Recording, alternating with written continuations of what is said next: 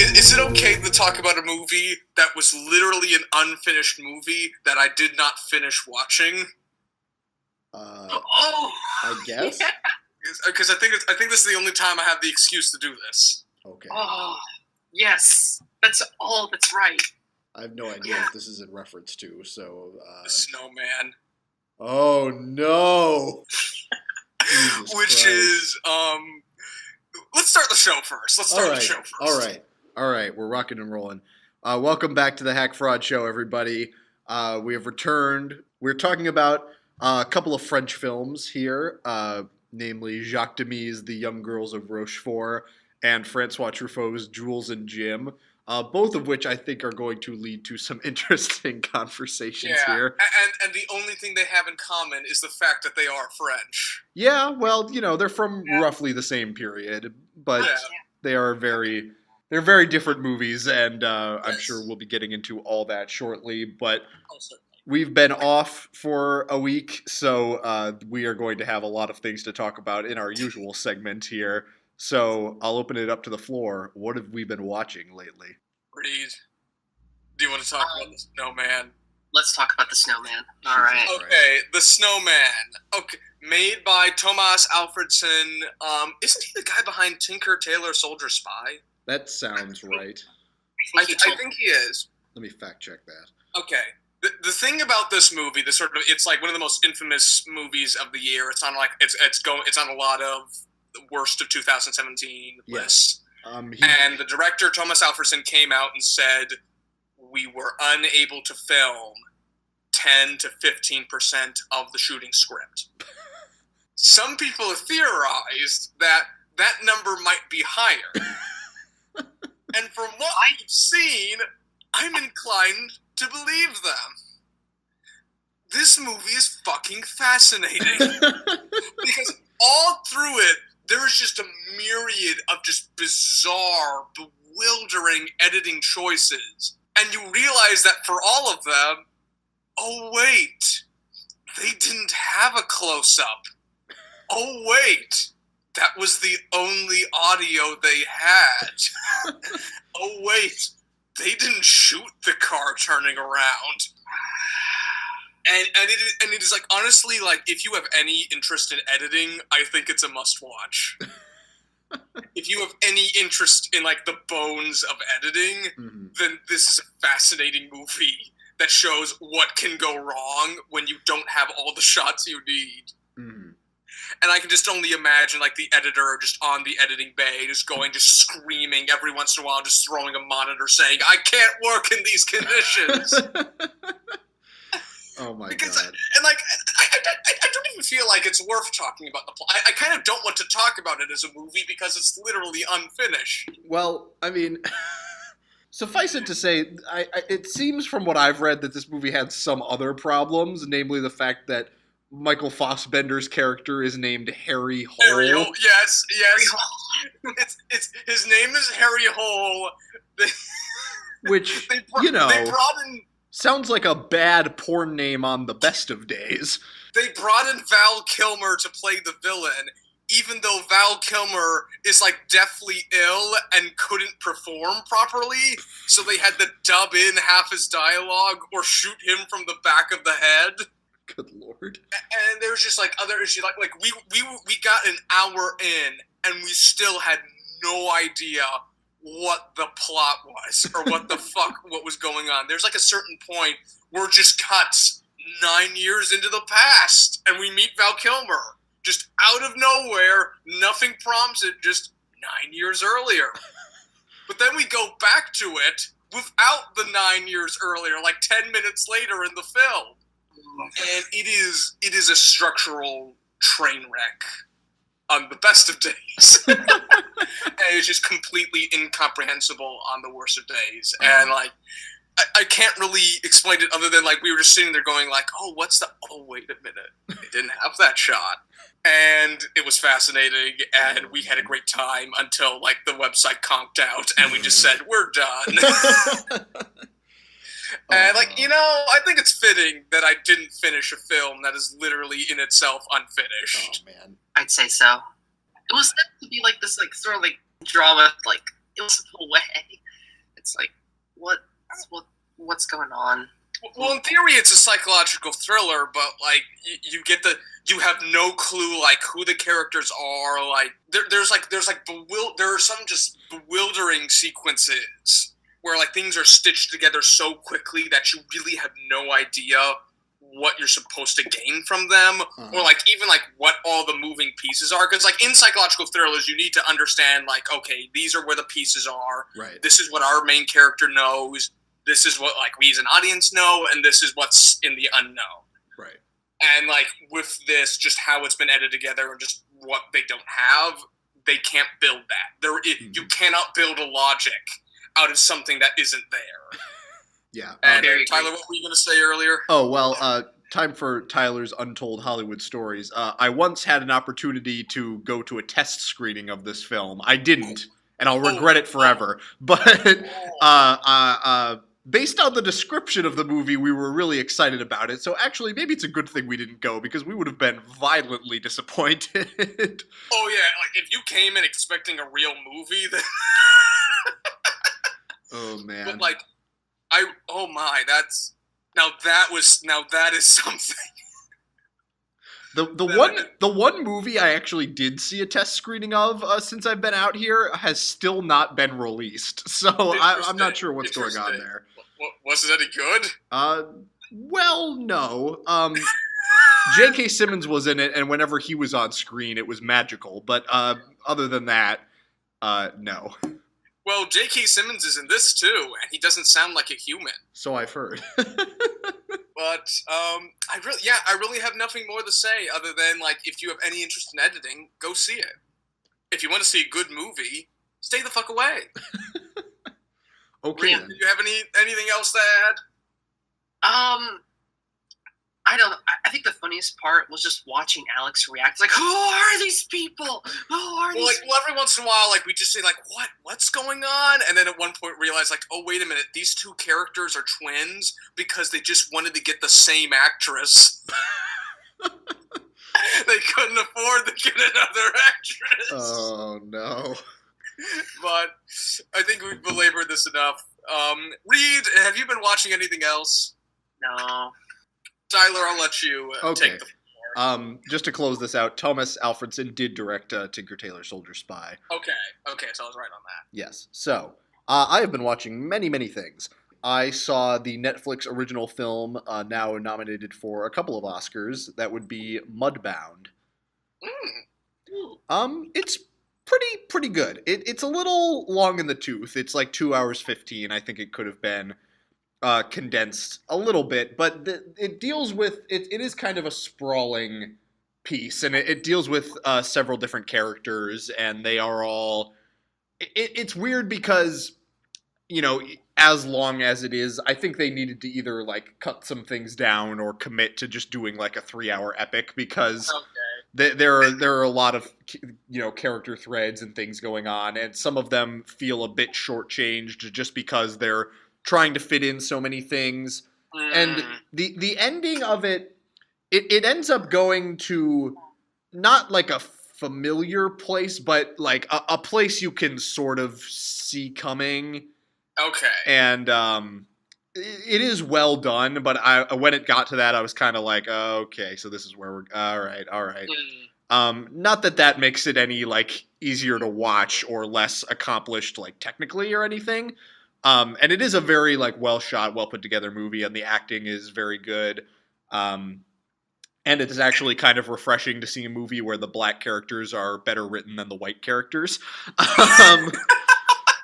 That was kind of nice. Interesting. So, you know, if you have the time, I'd recommend checking it out. It's, you know, it wouldn't make my like top 10 of the year or anything, but it was pretty good. Okay. So, Mudbound. Let's see here. I rewatched Martin Scorsese's Taxi Driver because it had been a few years since I'd seen that. And it was kind of surprising to me how much of the movie I had either forgotten or like not fully appreciated it at the time. I remembered liking it, but I don't know, this go round I found a lot more you know, to appreciate in it. Obviously, this is not a movie that's lacking for any critical praise or anything. No. Well, remember, like, when I first watched it, I realized, like, it's kind of odd that this became, like, a big cultural phenomenon. Yeah.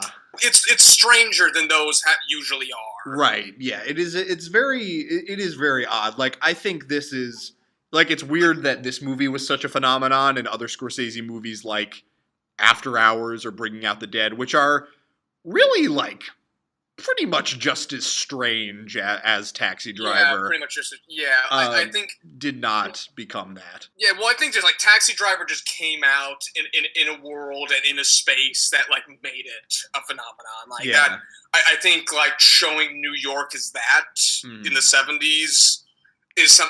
Because, like, were there really other directors that were, like, showing, like, New York as, like, the depraved thing it was at that time? Or... I'm not sure. It's possible that, like, John Cassavetes was, but I haven't seen any of his movies from this time, so I can't really speak to that. Yeah, I truth be told, I really don't know. Yeah. But certainly Scorsese's vision of New York is something that retains its power even to this day. Yeah, because that's I think, like, Taxi Driver just came out in a time, in a space that, like, made it really resonate with audiences, especially in the mid-70s. Yeah, it was probably like a movie uniquely suited for its time and its place. Mm-hmm. So, yeah, no, Taxi Driver is great. You know, a lot of people see it as the Scorsese masterpiece. I still think my favorite of his is Goodfellas, but certainly Taxi Driver is... Yeah, Goodfellas is the populist one. Yeah. Maybe I need to revisit Raging Bull also, because that movie left me rather cold. Yeah, I remember, I think that's, like, some of my, like, favorite of stylized Scorsese. And I think, like, the style of that movie is incredible. Yeah. Let's see here. Boy, I just have so many things that I've been watching here. My friend and I, at the recommendation of my friend, we watched this movie called Big Night, which... Big Night. Yes, it's called Big Night. It was co-directed and co-written by Stanley Tucci, who also stars in the movie. It's actually a very solid, like, very charming little kind of personal feeling kind of story. It's about these two Italian immigrants to America who have a restaurant in New Jersey. They're brothers, and they're kind of struggling to keep their restaurant afloat. And then the plot of the movie, such as it is, kind of like centers around a friend but like rival restaurant owner tells them that he knows Louis Prima and can get him to come to their restaurant. So much of the movie is centered around their preparations for the big night of Louis Prima coming to their restaurant. Louis Prima of the famous jazz artist of the 30s or 50s or where 50s. This movie takes place in the 50s. Pennies from Heaven. He also voiced King Louis in The Jungle Book. None of that is important. The point is, the movie is actually very charming. It's somewhat low-key, not like an all-time classic or anything, but it is a very charming, very fun movie, and the performances are very well done. Stanley Tucci stars in it, and Tony Shalhoub plays his brother, and both of them are very, very good. So I'd recommend this movie, actually. I think it's worth checking out if you're interested. Okay. Also, some of the best looking food I've ever seen put on film. Isn't this like the one, like the giant, like, the pasta abomination dish? Yes. Oh, do you know about this? I know about that because, like, there's like a video online and, like, somebody tried to make that. Oh yeah. I forget what the dish is actually called, but yes, that is. Called either. Yeah. I'll send you that video. I'll send you those videos. Okay. Yes, it is that. So let's see. I also watched Martin McDonagh's Seven Psychopaths, closing out the Martin McDonagh trilogy. This is definitely my least favorite of Martin McDonagh's three film outings thus far. Yeah, well, it was destined to be that. Yeah, well, it's odd. There's a lot of good stuff in it. Colin Farrell basically plays Martin McDonagh, more or less, struggling to write a screenplay called Seven Psychopaths. Sam Rockwell is also in it, playing his friend who runs a dog kidnapping service with Christopher Walken. Basically, they kidnap dogs and then return them to their owners to claim the reward money. And there's a lot of, McDonagh eccentric touches like that in the movie. there's a bunch of like vignettes of psychopath characters that Colin Farrell is trying to put in his script. One features an appearance by the late great Harry Dean Stanton. Lots of other very good actors kind of dropping in to do cameos. After a certain point, the movie does start to lose its thread a little bit. I think around halfway through, maybe a little bit further, Sam Rockwell, Colin Farrell, and Christopher Walken all go out into the desert to work on Colin Farrell's screenplay, and things just kind of settle into an odd little holding pattern for a little while, and the plot kind of loses the urgency that it had been steadily building up to that point, and it's a very meta movie, and it's very oddly constructed, and again, lots of good stuff in it. Sam Rockwell is very, very good in the movie. Colin Farrell also doing good stuff. Christopher Walken, I think this is kind of a great late period Christopher Walken performance. Okay. Well, how do you think it compares like to the other like writer's blocks movies? I mean, it's no 8.5 or anything. No, I prefer. I think Adaptation is a more tightly constructed and kind of more compelling movie. Certainly, this has a lot of the unique, Martin McDonagh flavor. Yeah, how do you think it compares to Barton Fink? Because that's like another like really established like auteur taking on writer's block. Yeah, that's interesting. Well, it's odd because Barton Fink is so committed to just being like so strange and so like just bizarre and I don't know. Barton Fink at a certain point just becomes a world building exercise. Yeah. It's odd to compare the two, honestly, and I'm not sure that I would. Yes, they're both writer's block movies, but they are very different. And interesting. I don't know. Seven Psychopaths. I think I would recommend watching it because it's interesting, and it's interesting to see some of the choices that he makes. Certainly, it is not on the level of like an In Bruges or even Three Billboards, but because it also like it seems to be something that'd be really interesting to me. Because first of all, like I love Martin McDonagh. I think we all do here, and I think it also just sounds like one of those like ambitious failures that we're always fascinated by. Yeah, it kind of is that, and again, it's not a total failure by any means. Again, there's lots of really well constructed stuff in the movie, but on the whole, it's a little bit lacking. Okay, maybe I'll give that a watch. Yeah, I think you might get something out of it. Just a quick thing here, because I've talked about both of these movies before on the show. I went out and saw a double feature of Pan's Labyrinth and The Night of the Hunter. Both great movies. And John, I think you have still not seen The Night of the Hunter, have you? No, I have not. You should really watch that as soon as possible. Okay. I think you would really love it. Let's see. I went out and saw Lady Bird again. Ooh. Good movie. Very, very, very good movie. Obviously, it's another movie not lacking for any critical acclaim. I had forgotten kind of how richly drawn a lot of the characters are in that movie. It's very well put together, and I think certainly worthy of all the acclaim that it's getting. So that's that. I watched a John Ford Western starring Henry Fonda called My Darling Clementine. Ooh. This was from 1946 or 7, I believe. It was just right post-World War II. And I guess this just officially like seals the deal that I have not seen a John Ford movie that I have not liked. Like thinking back on it. And also somehow I still have not seen The Grapes of Wrath. But maybe we'll get back to that. We might get back to that. But My Darling Clementine I really enjoyed. It is a very... it's the story of Wyatt Earp and the shootout at the OK Corral, which is kind of one of those passed into legend Western stories. Basically, he and his brothers ride into this town called Tombstone. One of the brothers is killed, and Wyatt Earp becomes the marshal of the town, and much of the movie is kind of spent following him on kind of his like day-to-day duties, and the plot is somewhat loose, as it tends to be in movies like this, but there's a lot of really compelling character work in it. There's the character of Doc Holliday, who I forget who the actor is, but he is great. It is such an interesting and nuanced performance. the look of the movie is really incredible. It's shot in a really interesting way with a lot of, contrast and shadows, and it almost is like kind of bordering into noir territory at some points.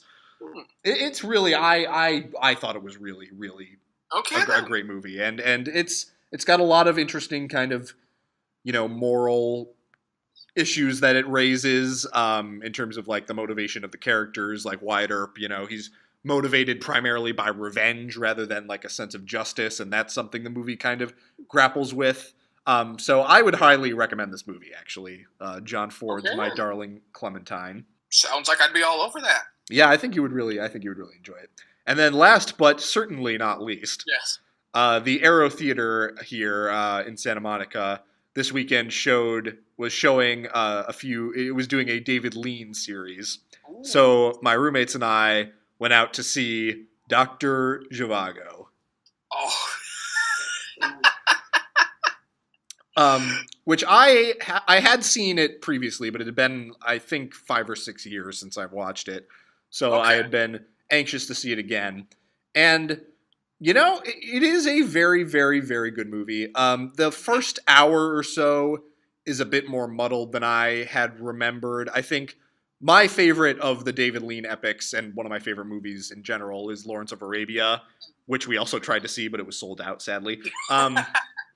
Lawrence of Arabia is a movie that is 3.5 hours long and feels like it completely earns every minute of that runtime, in my opinion. Okay. Dr. Zhivago is a little bit shorter, still 3 hours plus, but 3 hours. But there you do get the feeling that there's a little bit that could have been trimmed. Certainly, there is some stuff in the first hour that feels a little extraneous that does eventually come back into play and does pay off in a very effective way. I think once the second hour starts and World War I starts and all that, you get into all that business with the Russian Revolution and Dr. Zhivago's involvement in the war and all that stuff, and Alec Guinness as his half-brother, who's a loyal member of the Bolsheviks, all that stuff. Once all that stuff comes into play, the movie really does start cooking with gas, and I think the back half of the movie is really incredible. There's some truly breathtaking stuff captured on film in this movie. Omar Sharif is great. I had forgotten that he is pretty much the only person who attempts a Russian accent in this movie.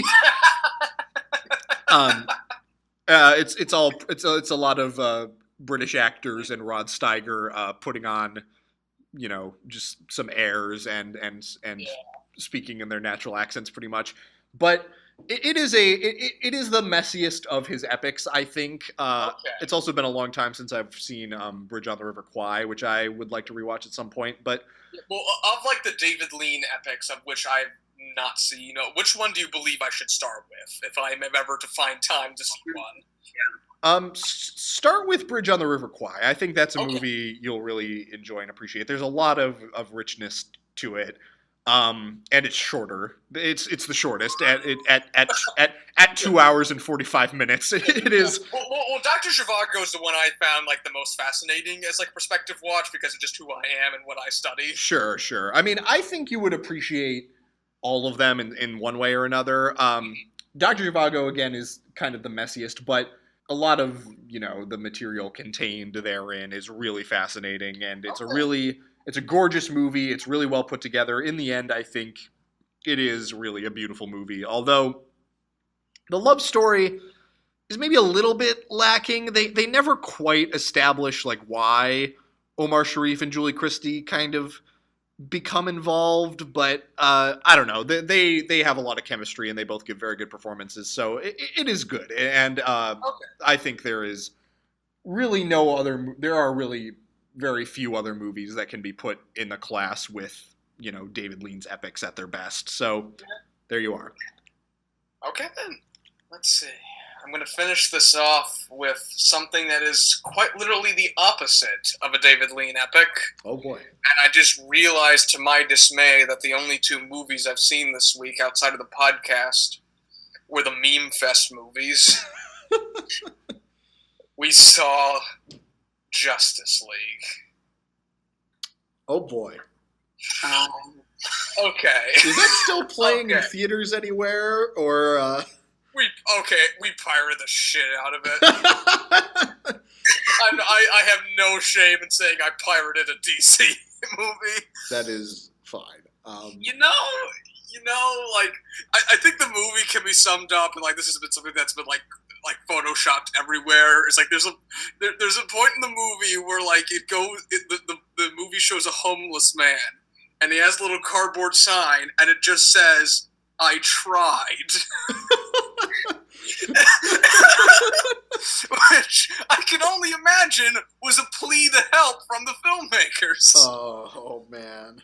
But yeah, like this movie has been like, it's not really been embroiled in controversies per se. Not controversy. I mean, the troubled production of it is well documented. Yeah, like Zack Snyder's daughter tragically died, and he found it necessary to take a leave of absence and just like stop making the film. Mm-hmm.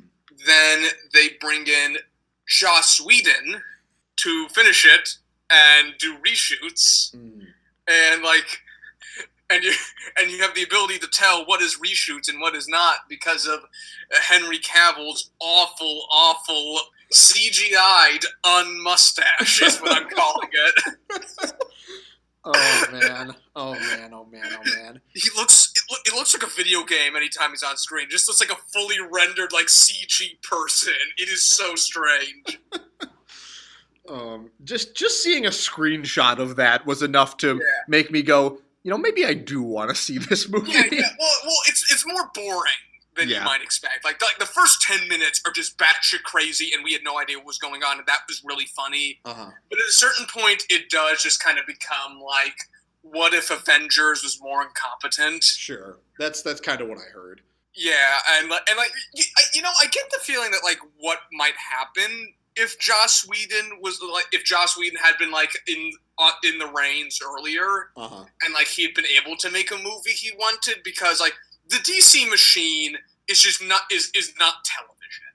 Right. It's not quite as just rigorously planned and meticulated as Marvel stuff. So I'm just kind of curious, like, what would happen if like you just gave Joss Whedon the toys and he's actually allowed to do something with them.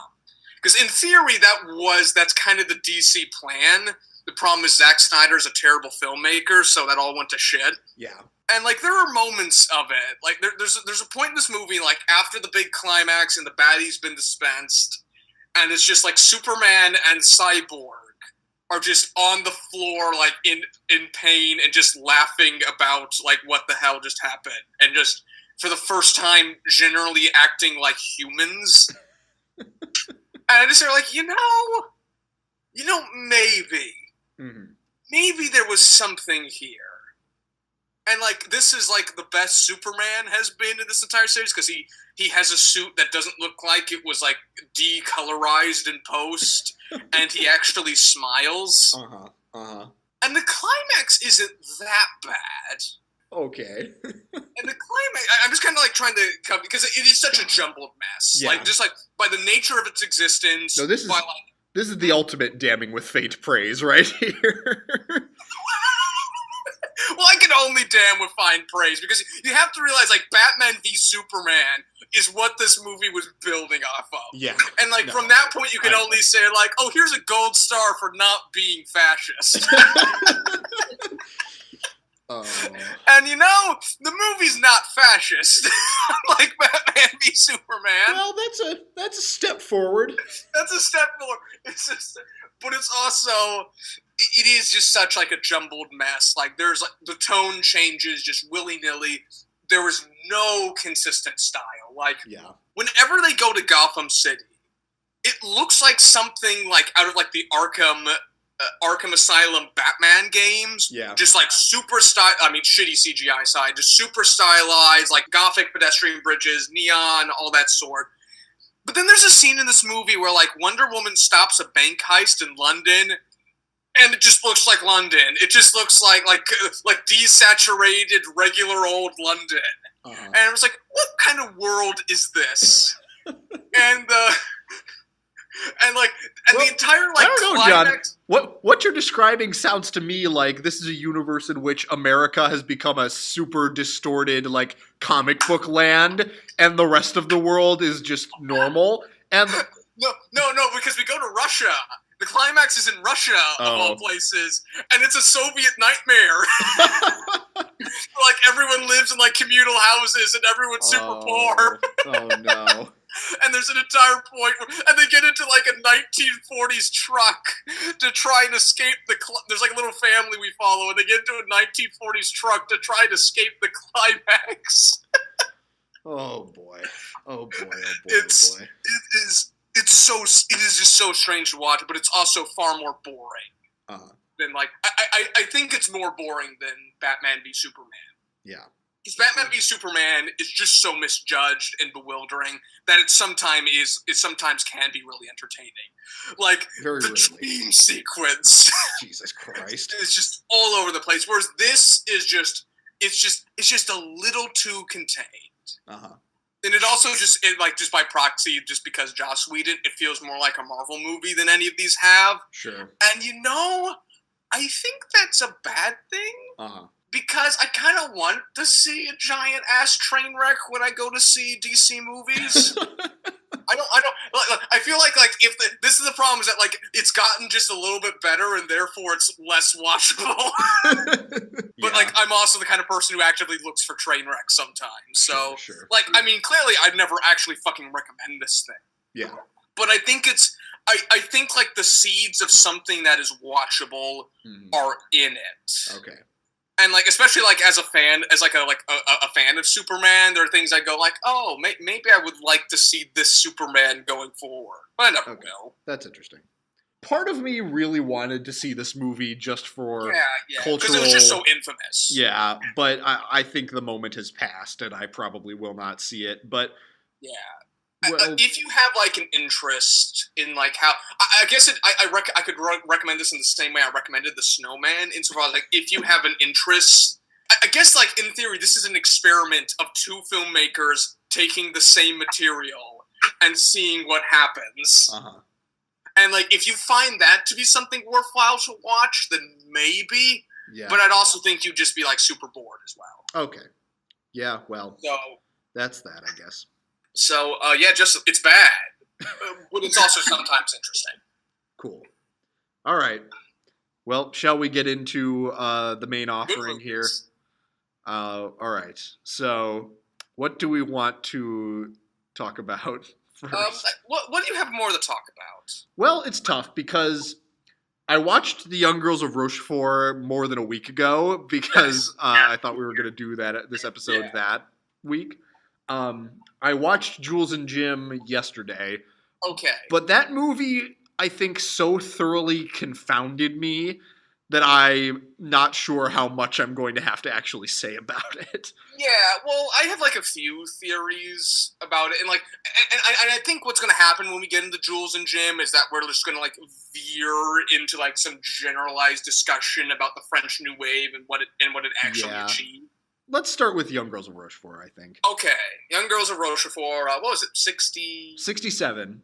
Jacques Demy, coming off of his big success with The Umbrellas of Cherbourg, was given, I assume, an awful lot of money to make the movie he wanted to make next. Looks like he had rain over the full town. Looks like he just had rain over it all. I guess Rochefort just shut down for a few weeks. Yeah, so this is a movie, it's done very much in the style of kind of the big, MGM musicals of the 50s, to the point... But also with pop music. Yeah, well, it feels like kind of an homage to, those 50s musicals like Singin' in the Rain and An American in Paris, to the point that Mr. Pittsburgh's own Gene Kelly is actually in this movie in a supporting role. And...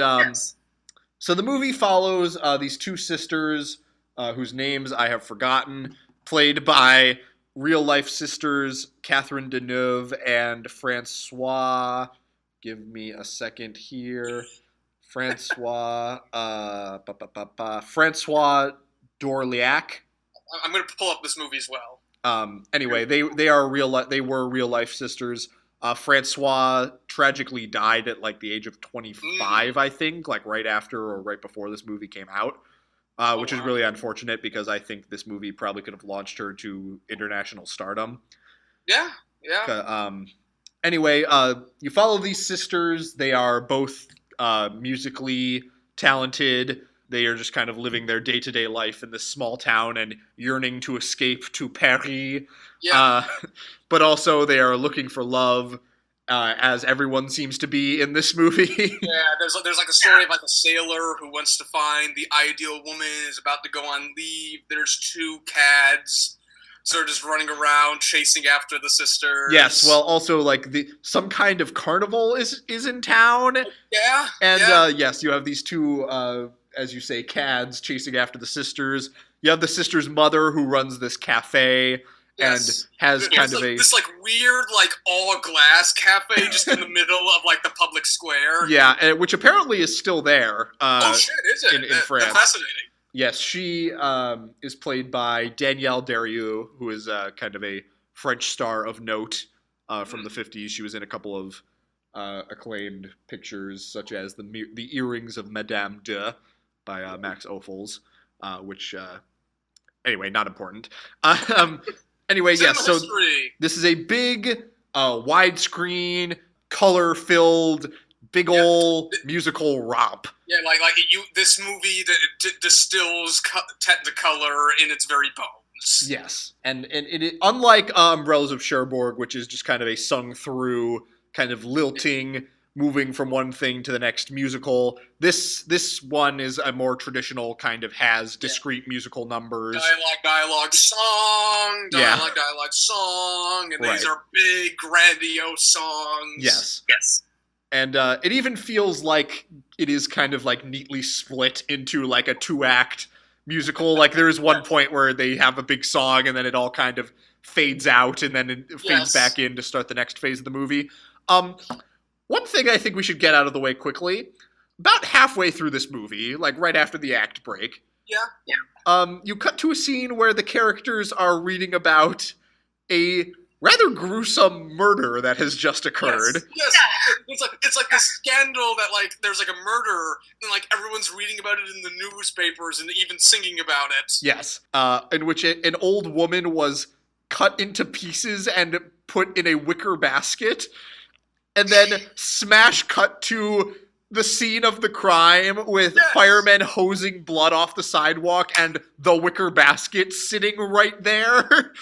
And then like later on, we find out that this other character that we've met was the culprit, and no one really seems to care about any of it. that is such like a non-plot point. It's just kind of sandwiched in there and like not commented upon at all, which I'm inclined to treat that as a feature rather than a bug, but it is so very strange. I think it's a bug. I'm not sure. But that fascinated me. I'm like, okay, I think this is just a bit of world building. Yeah. A murder happened and everyone's fascinated by it, but no one's really afraid of it. I don't know what to make of that.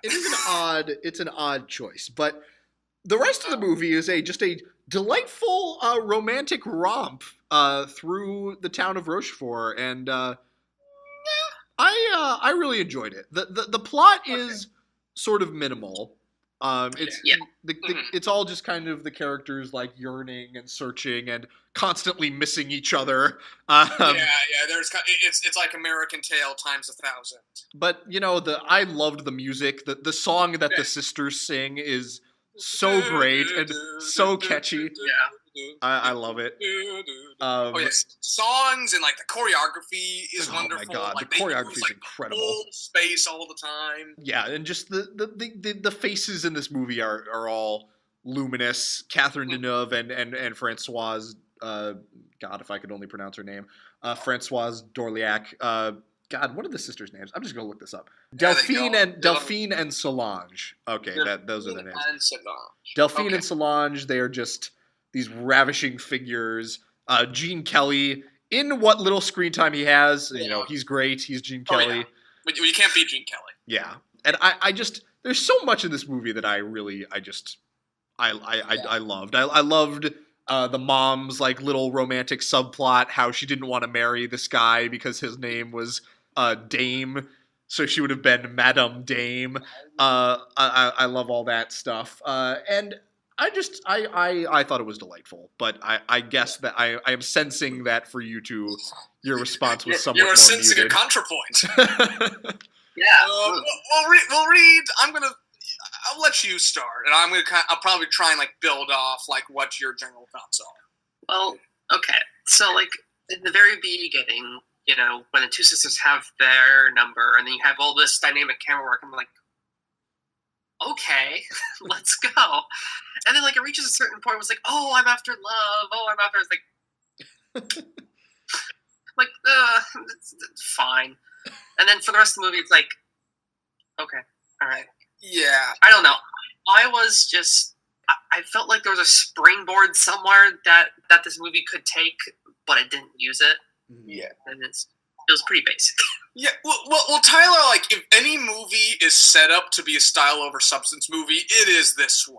Like, sure. All of the movie is like, built on the technicals and built on, like, extreme melodrama and declaration of love, and, like, sometimes it's melancholic, sometimes it's just joyous and all over the place, and it's, like, hued and gorgeous technicolor and grandiose lyrics and dance sequences. I just wish there was just anything. I think this movie is like the very depiction of just candy colored like fluff. I think it is just like so just like melodramatic and simple that like I found it. Sometimes I found it annoying. Sometimes I was just bored. Sometimes like there is a real atmosphere to it. Yeah.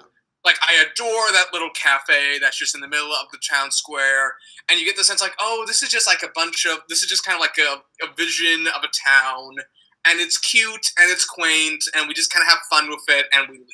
Yeah. And I can admire that to a certain point, but I get the sense that, but it is also just, like, so grandiose and so melodramatic. I feel like the film is asking for me to be more motivated in it than I am. This was a strange experience for me. Sure. Well, if I could offer a slight rebuttal. Certainly. This is what this podcast is about. Of course. Now, I don't think anything you're saying is unfair. I can certainly see where you're coming from. I would agree that this movie is a little bit lacking in the substance department, and I'm usually not someone who kind of goes for the style over substance. Yeah. Although I do think I have more patience for that than you do. I enjoy the works of, say, Quentin Tarantino a lot more than you do. Yeah. Well, Quentin Tarantino's another case. It's another case, but, well, here's why I bring that up, is because I think in much the way that Tarantino kind of engages with, like, his filmic influences, I think what Jacques Demy is doing here is kind of taking, all the trappings of, like, a big Technicolor 50s Hollywood musical. Something Gene Kelly would be in. Right, exactly. And applying them to this charming little ensemble piece about a town and about people. And I don't know, for some reason that really worked for me.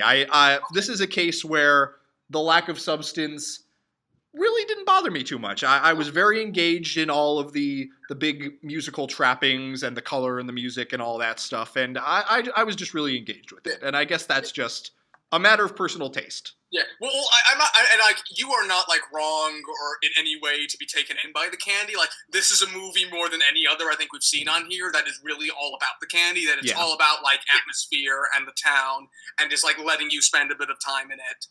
I just found like it's just grandioseness, just grating.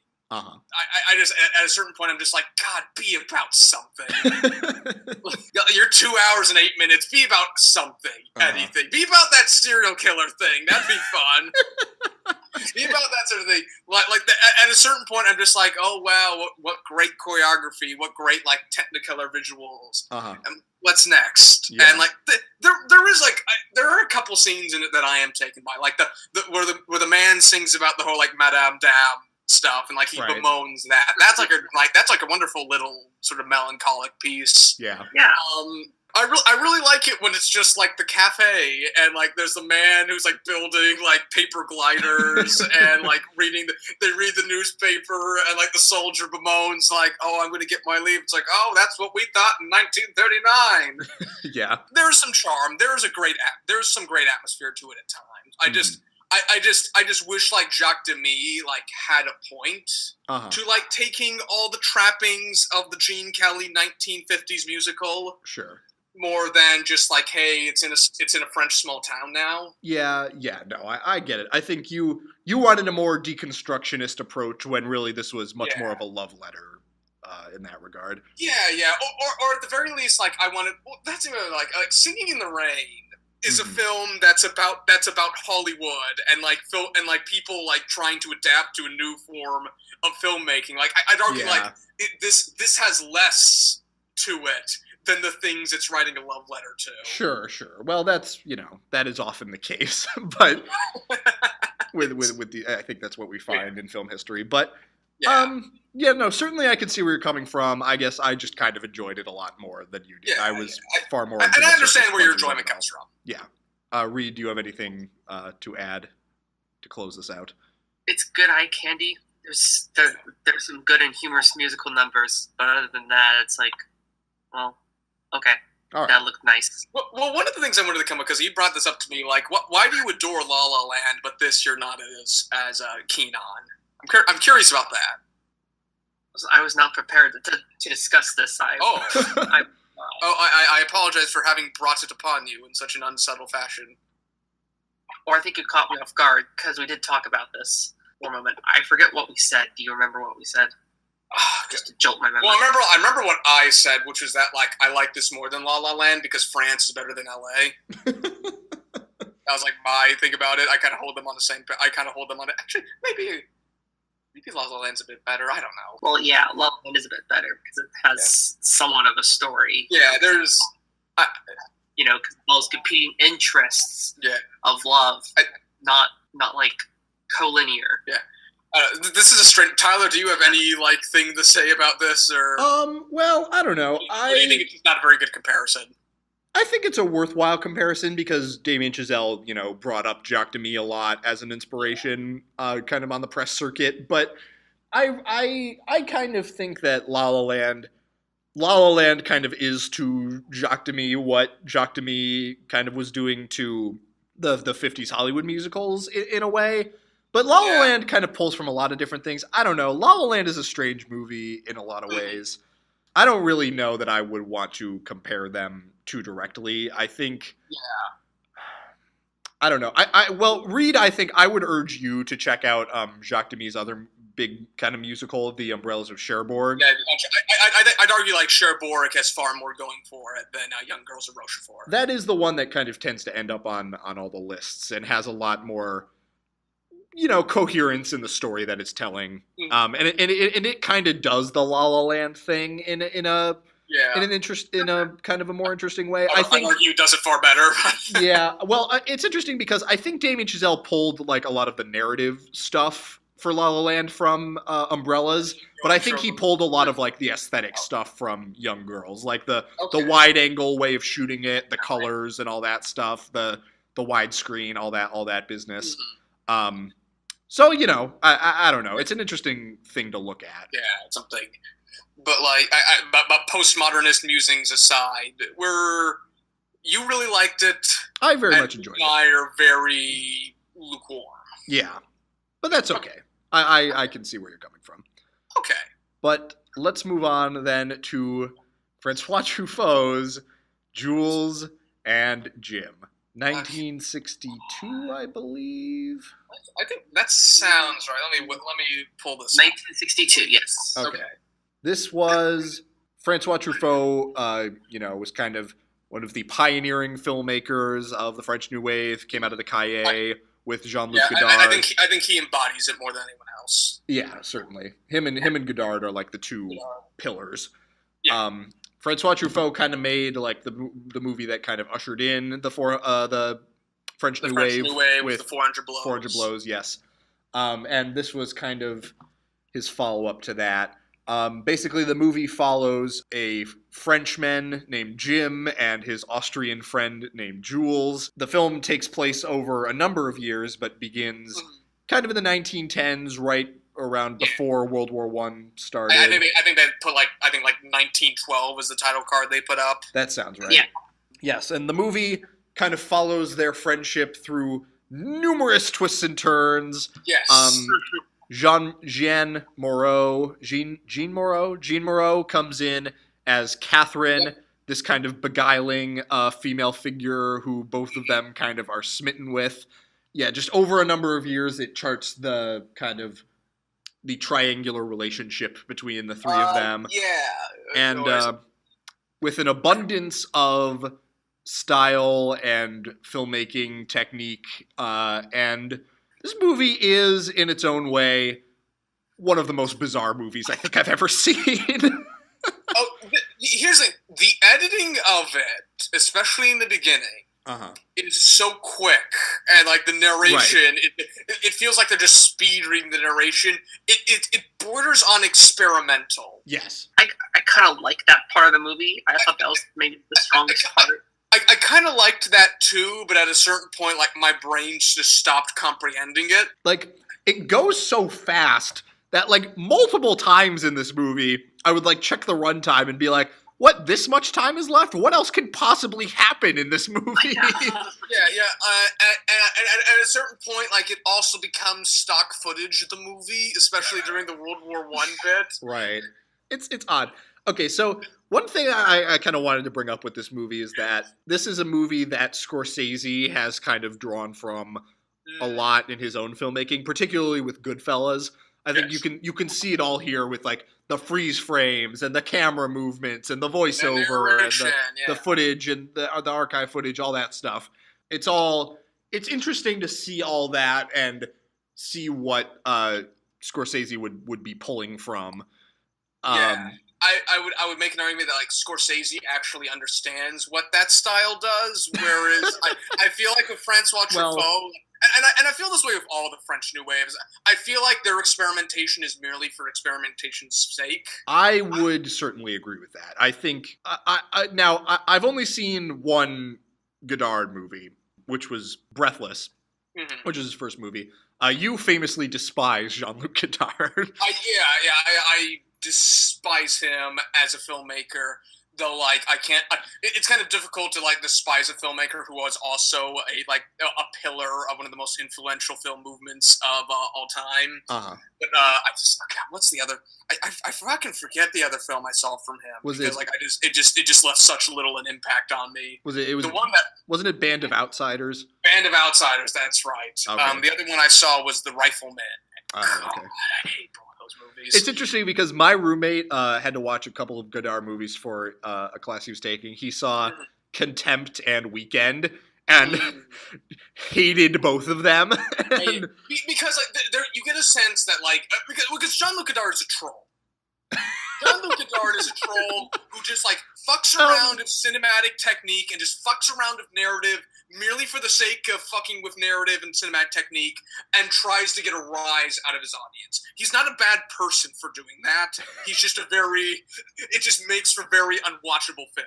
Sure. Okay, well, regardless, Godard was, I think, much more about, like, playing with, you know, narrative technique and cinematic form itself than Truffaut was. Truffaut, I think, was a bit more of a traditionalist. Certainly. Like Truffaut actually made movies. But yeah, Jules and Jim, like, it does tell, like, a very coherent, fairly straightforward story. Beginning, middle, end, conflicts, sort of like rising action, falling action kind. There's I guess there's a climax. Well, but why he chose to, like, whip out all this crazy experimental technique for this particular story is very odd. And it also means nothing. Yeah. I think so. Yeah. I think this is, like, my issue with the French New Waves, that, like, and I think it's also fitting that, like, I believe that one of the most fundamental things of the French New Wave, the auteur theory is like the cinematic version of pseudoscience. Uh-huh. it is an entire movement built around exploration and experimentation, but none of them really understand what it meant or why they were doing it outside of the need to push the boundaries. Yeah, well, in a way that, like, I'm currently studying some, like, the early avant-garde right now, and with them, you get a very clear idea of, like, this is what we're going for, this is what we want. We want to critique bourgeois modernity, we want to critique the sort of more narrative forms of fiction and cinematic form. I think, like, there's René Clair who says, like, I want to bring things back to Méliès and Lumière. There's, like, a very concrete sort of, like, this is what we are about. And in the French New Wave, well, I'm going to think a bit more about this. I'm going to let you take the floor, Tyler. Well, I was just going to say that I think why the French New Wave filmmakers were doing what they were doing was purely to push the boundaries. They were concerned with, like, okay, what can we do with cinema that hasn't been done before? What can we use to innovate purely for innovation's sake? What kind of things can we do with the form? And I'm sure, at the time that was very compelling to watch and very interesting to see. Like Jules and Jim looked quasi-experimental at the time. Well, I'm sure it looked radical at the time. But the problem with, watching these things now is that these techniques have been so thoroughly absorbed into filmmaking. Like, starting in the late 60s, Hollywood kind of picked up on these things and started integrating them into their own films. Like, if you look at Bonnie and Clyde, that is a very French New Wavy film, but with a lot more, like, straight-ahead narrative cohesion than a lot of the French films had of this period. And argue, like, I think my mistake in, like, doubting the French New Wave is that, like, I realized that, like, the French New Wave changed Hollywood. It didn't really change film. Well, that's kind of like where I'm arriving at it, because, like, a lot of the things that the French New Wave were doing were kind of being done by the Russians in the 1920s, and I'd argue they wrote far more coherently on it. Though that's also another can of worms we'll have to get into later. Well, Reed, we're kind of pulling out a lot of highfalutin talk here. What did you think of the movie? What do you think of it as a fucking movie?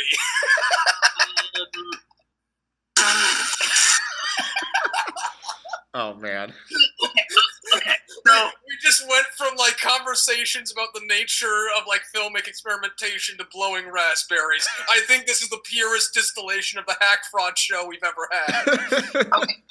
Okay, let me say one thing. Okay, so a lot happens in the first 45 minutes, and then when I check, it's like, oh, I'm close to the end, right? No. I'm like, God damn it. Oh, there must be, like, 30 minutes. Shit, there's an hour? Oh, yeah.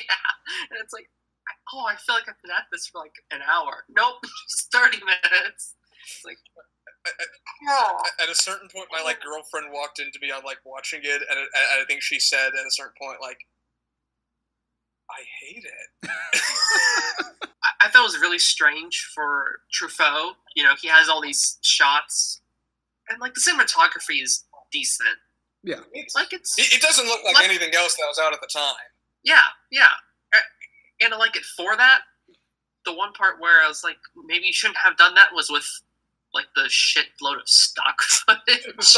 Well, this movie was likely cheap, and you can tell, but I'm not going to hold that against it, especially as the low-budget filmmakers that we all are. I did kind of like the bit, like, Time Bandits-esque ending, where Catherine drives off a bridge. Maybe this is where Time Bandits got it. That is one of the most bizarre endings I think I've ever seen in a movie, where she just, because most of the movie is spent, like, following this love triangle, and, like, Catherine kind of bounces between. I describe it as, like, this movie turns into, like, two men fawning over an abusive woman. Yes, which is very odd. And I don't think it what it does have to say about it is kind of disturbing. Well, it's so strange because, like, at a certain point you kind of realize, like, Like, Jim and Catherine are, like, both terrible people, and Jules at best is, like, kind of off. He's a little misogynistic. Yeah. And they also have, like, no comprehension of the world around them. Right, which I think is the point. Yes. But Catherine especially, like, is she meant to read as, like, mentally ill or something? Because, like, toward the end of the movie, like, I was starting to get the feeling that, like, they talk about suicide. They talk about suicide a lot. Yeah, they talk about, and I'm like, are we supposed to feel bad? I don't know. What are we supposed to get from this woman, and, like, how does it translate to anything resembling, like, a motif or a theme? Truthfully, I don't know.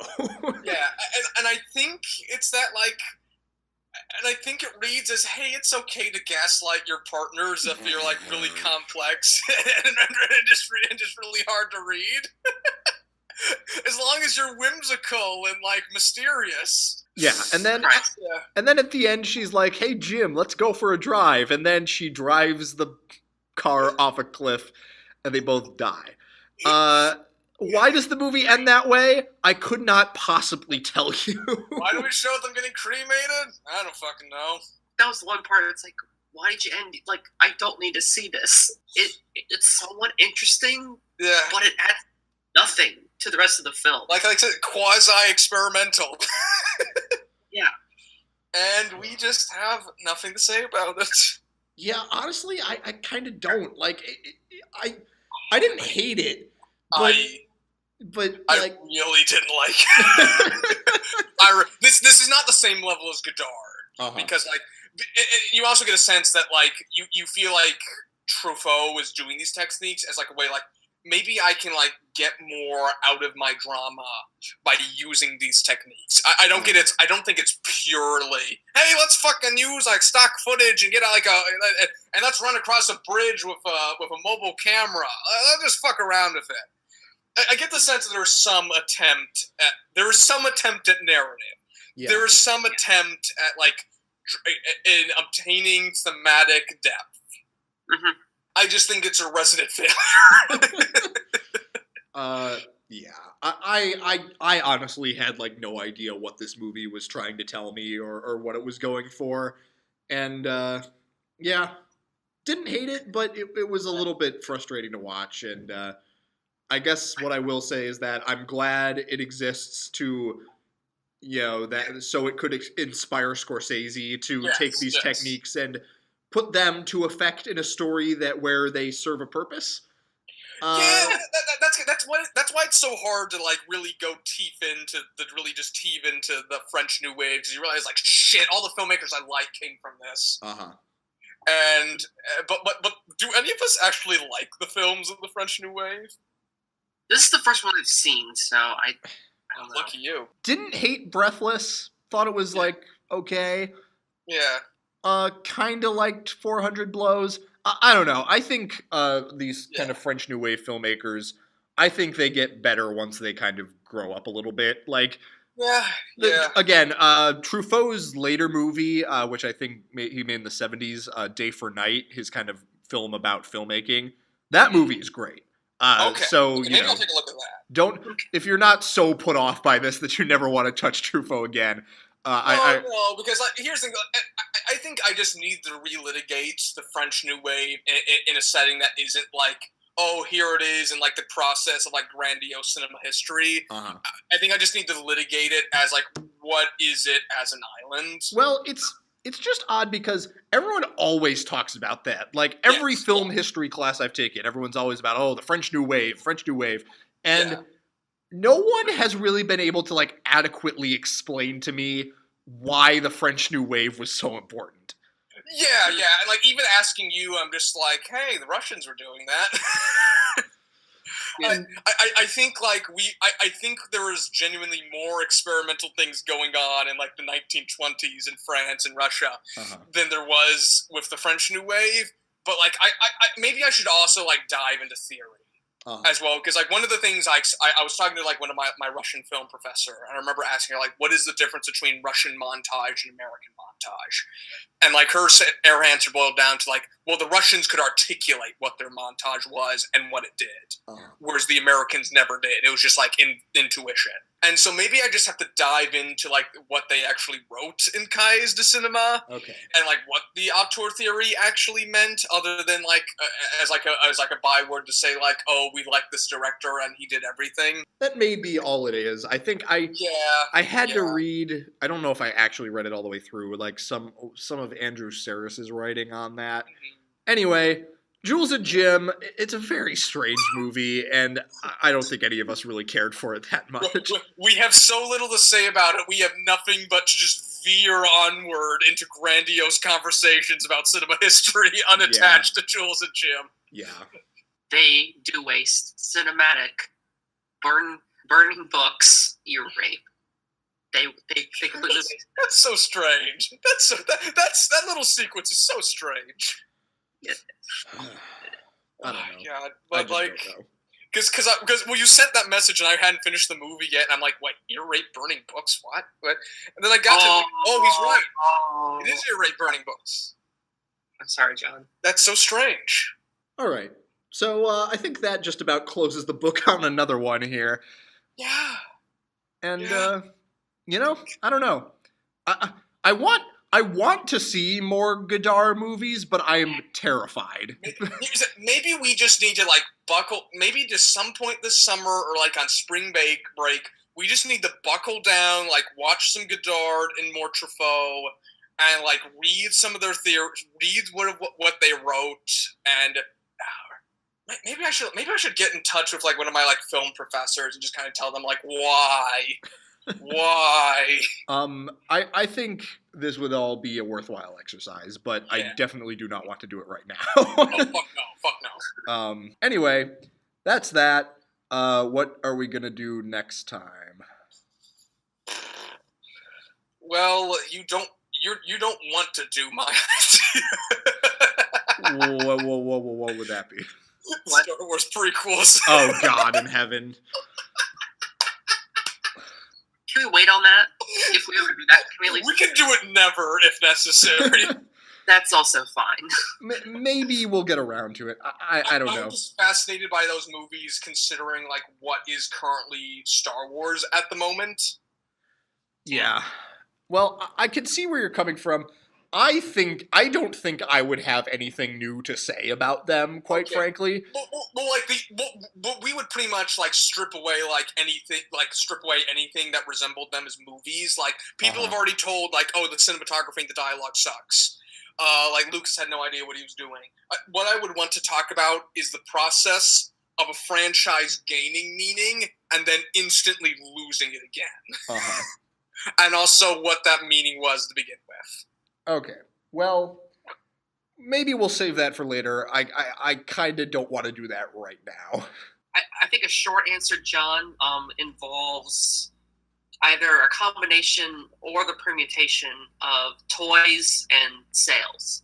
Yeah, Star Wars doesn't fascinate me. The oeuvre around Star Wars fascinates me.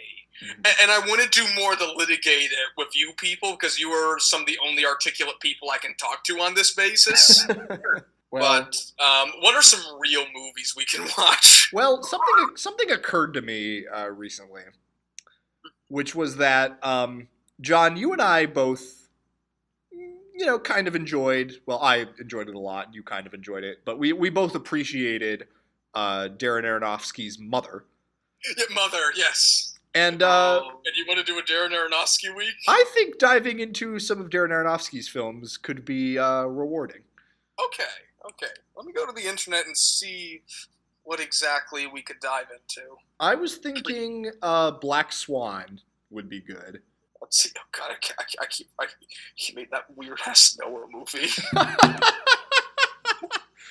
He made okay.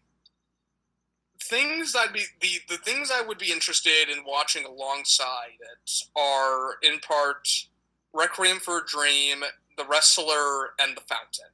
Okay. Which of these sounds most attractive to you two? Well, I've heard some things about The Fountain. None of them are good. Yeah. Yeah. That's a movie that part of me really would like to see, and part of me really pretty sure that I would not enjoy it at all. Yeah. The Wrestler is very good. I have seen it. Yeah. Okay. Requiem for a Dream, I think that's a movie that I may have to... This may be a good opportunity for me to force myself to watch it. Yeah.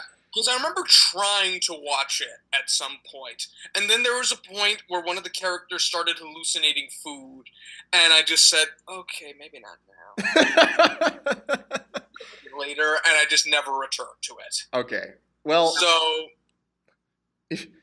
would you prefer to do that or The Fountain? Because, honestly, I'm not sure either of them are going to be pleasant experiences. God, I think... Here's the thing. Because I get the feeling with Requiem for a Dream is going to be us saying, I don't understand why it was influential, and for The Fountain, we're going to be saying, I don't understand why this is a movie. And I think we just have to choose, like, what would be the better conversation starter. Okay. Your call here. I really just want to watch Black Swan. We'll watch Black Swan. Let's do The Fountain. Okay. Fuck Jesus it. Christ. Fuck it. All right. We're watching The Fountain. Okay, if this goes horribly, horribly wrong, just remember it was my fault. Okay. Well, if worse comes to worse, if I get like 10 minutes into The Fountain and am just like dying, can we reserve the right to switch back to Requiem for a Dream? Okay, we have the right to say we have the right to hit the kill switch and say Requiem for a Dream. Okay. That's all I ask. I'm willing to negotiate that, and I might even be the one who initiates that kill switch. Okay. So, all right, Darren Aronofsky week for next time. Black Swan definitely. Maybe The Fountain. Maybe Requiem for a Dream. We just opened a can of worms, and we're scared of what we're going on. I may wind up regretting this, but we'll see what happens. Hey man, like he is one of those filmmakers that like you see coming up in the circuits, but he's just not on a level of like some of his more well-known contemporaries as far as just like influential work is concerned. Right. Though like he still has the ability to shock you in 2017, so yeah, certainly true. No movie provoked more conversations in 2017 than Mother. Well, no movie provoked more, actual, like, substantial conversation, at least. True. All right. Goodbye, everyone. Thank you for joining us, and we'll see you next time.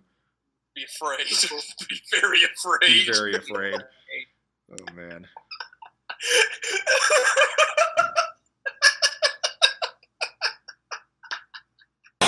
We've come in from the cold. Or, well, not the cold exactly. It is 83 degrees here right now. It got into the 50s here in Columbus. Ooh. Congratulations. Can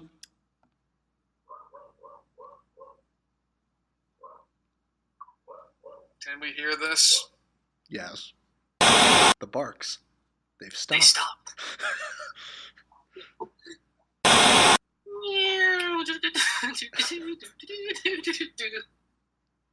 Bum bum bum bum bum bum bum bum bum bum bum bum bum bum. I don't know what music this is. Oh, also, I appreciated you muting your microphone for your snack eating. We have passed the days of the overly crunching croutons. Oh wait, hold on, The Fountain? I think it has. Yes, huge Jack Man. Oh goodness! We can pull out Hugh Jackman ass again for our titles.